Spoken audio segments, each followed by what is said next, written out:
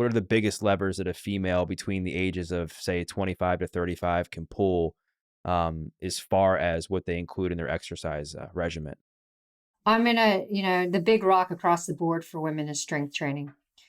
And when you are in your reproductive years, it doesn't really matter if you're looking at hypertrophy type or power type training or pure strength type training. The goal is to build and maintain lean mass. And then you can complement it with whatever kind of cardiovascular stuff you want to do. If you're training specific for endurance, then you look at including endurance stuff. If you're looking for general health and trying to maintain high end fitness and lower body fat, then you look at doing some high intensity sprint interval training type stuff.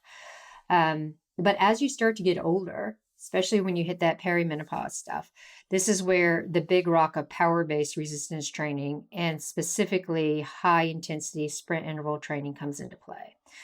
When we're looking at the younger set, our 25-year-old avatar here, we can look at periodizing or doing some undulation type work within the menstrual cycle, where we're looking at how the immune system behaves, how the body responds to stress. So we can look at doing heavier, higher load type work in the low hormone phase through ovulation. Then after ovulation, we start to have a change in stress resilience and the immune system, where we have more pro-inflammatory responses. So it's a little bit harder to adapt. So we want to try to look at what kinds of things can we do that kind of dampen inflammation. So this would be more steady state type work, and maybe looking at doing more power-based training instead of the hypertrophy type training. Because then we're looking at how we're working with the way that our hormones affect our central nervous system, our parasympathetic responses, as well as the immune system changes. Because if we're trying to do a heavy high load when our body's already prone to inflammatory responses, we're not going to get adaptation, because that inflammation is going to dampen our adaptation. Before we get into the specifics on what you mean by like, shifting more into a power type training, people are incredibly busy now. They have so much going on, and I think it can be hard sometimes to track all this stuff. Have you found any tools to be useful for somebody to track their cycle so they can understand how to curate their um, exercise program around that? Yeah, and it depends on the person. Like, if you're a person who's pen and paper type person, then you're just going to mark on your calendar like the first day your bleed starts, and maybe make some annotations throughout the month of how you feel, how you slept. If you're more digital oriented, then there are a couple of apps you can use. You can use Wild AI that uses female environment artificial intelligence to learn your cycle and feed back to you specifics. So like if always you're marking down on day 23 of your cycle that you feel flat, then it's going to come up and say, hey, tomorrow's day 23. You might want to reevaluate what kind of training you're doing. More 2D approach would be using something like Fitter Woman or Hello Clothes. So some of these digital platforms that are more just tracking like where you are in your cycle, but not necessarily feeding back information. But it really has to be what works for the individual. You said power based programming. Does that mean like you're focusing on 3 to 5 reps? Is it 2 to 4 reps? Like, what does the programming look like, and what types of exercises should they be doing? Yeah, when we talk about power based, we're looking more at compound movement. So your deadlifts, your squats, your Romanian deadlifts, push press, those kinds of things. Not fully Olympic lifts, but really looking at compound movements and doing a 3 to 5 set rule, right? So your 3 to 5 exercises, 3 to 5 sets, around 3 minutes recovery between. So it's really accessing the central nervous system. It's not fuel depleting, because we want to work on that neuromuscular recruitment. We want to work on the speed of contraction, and we don't want to be fuel depleting, because that becomes more inflammatory. And this becomes a bit scary for a lot of women who are going into the gym, because they don't really feel comfortable and they're not that familiar with lifting heavy loads. So if we're looking at power-based training and it's 80% or more of 1 rep max, a lot of women shy away from that, but they shouldn't. Like, we want people to phase into it. We want people to move well and become confident in that, and then slowly start to put on load as they become more confident and move well. And so do you recommend women who are, like you said, maybe a bit nervous to get started with this? They're a bit overwhelmed. They maybe don't like going into the gym. Do you recommend them working with a coach, or do you recommend them like watching some videos online to get themselves like acclimated to this process? Like, how do you kind of casually get them started? I'm really fond of the idea of working with a kinesiotherapist or a physical therapist that knows movement standards. Because if you have one or two sessions with them, they can identify faults in your movement and then give you recommendations of how to correct that fault. And then if you're really uncomfortable going into the gym, then there's some good platforms where you can learn how to do a deadlift properly. You can learn how to squat properly. But never underestimate getting a really good PT to take you through a program, teach you and watch you.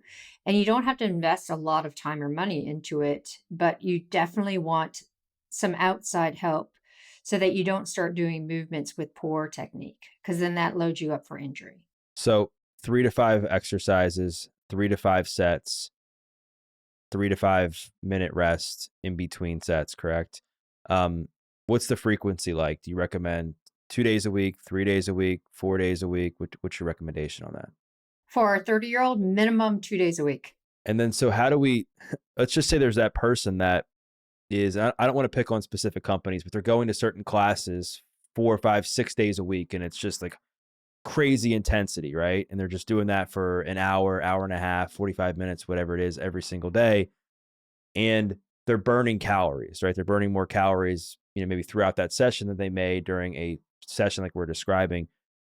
What's the elevator pitch to convince this person to be okay with dialing it back and convincing them that less is more?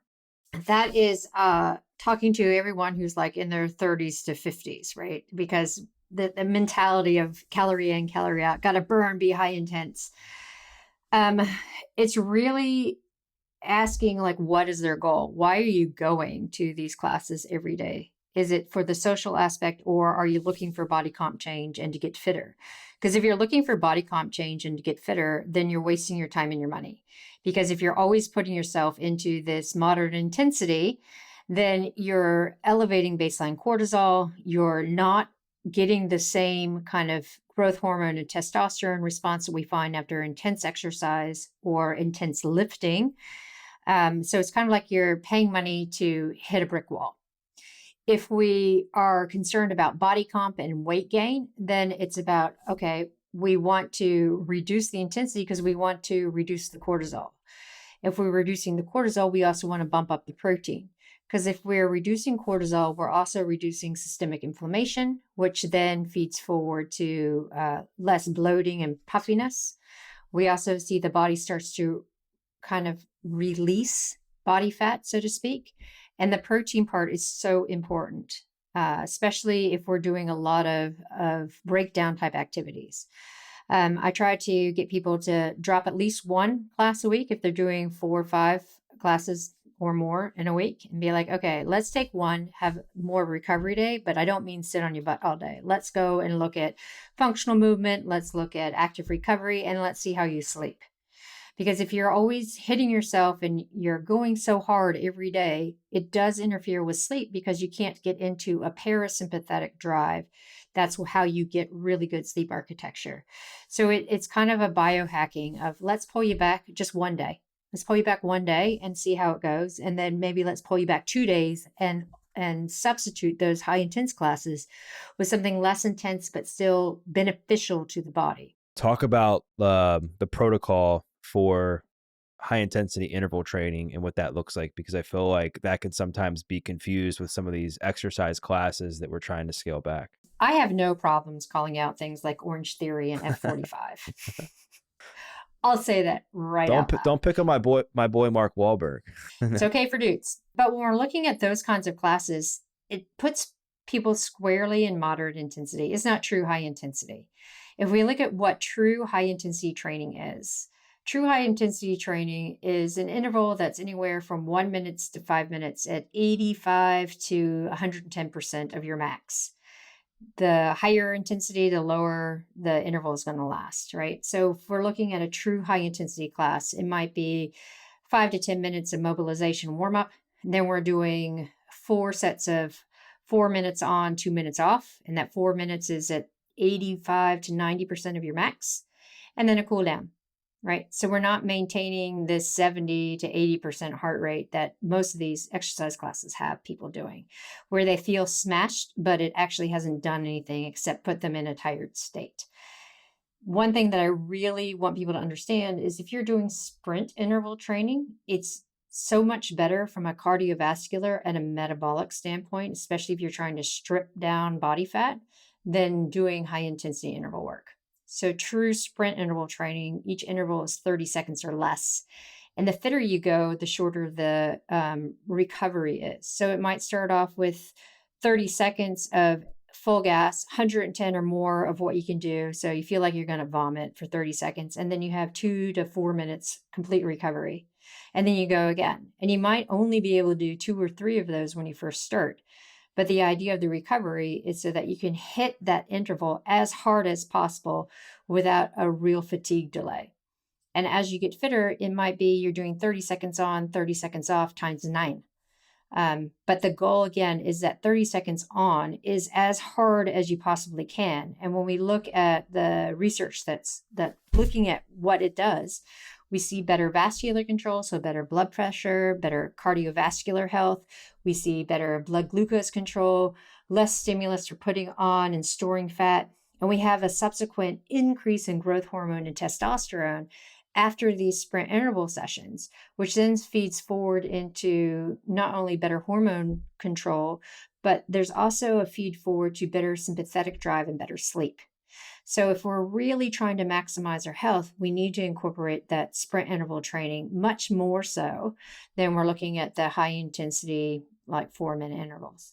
And so as far as program design, I know like a theme of the conversation has been less is more. But just from a convenience standpoint, would you recommend like throwing in like some of the sprint training towards the end of a resistance training workout, or would you recommend doing it on a separate day? Would you recommend doing it like later in the day or before a workout, like before a resistance workout? Like how do you recommend all that?